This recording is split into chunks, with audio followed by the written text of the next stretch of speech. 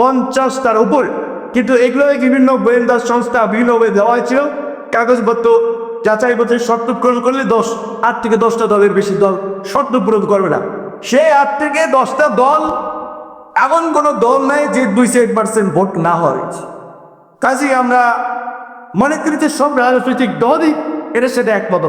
হয়তো কোনো কোনো দল দাদাগিরি করতে চাওয়ার বলে না, আমরা নির্ধারণ করবো কে এমপি হবে, কে মন্ত্রী হবে, আমরা 2-4টা সিটে বাড়িয়ে দেবো, আমাদের পরমে কৃপা নিয়ে অন্যরা এমপি হবে কিংবা সংসদে যাবো। আমরা পরিষ্কার ওই বলতে চাই, ওই পুরানো ব্যবস্থার জন্য আমরা জীবন দেই।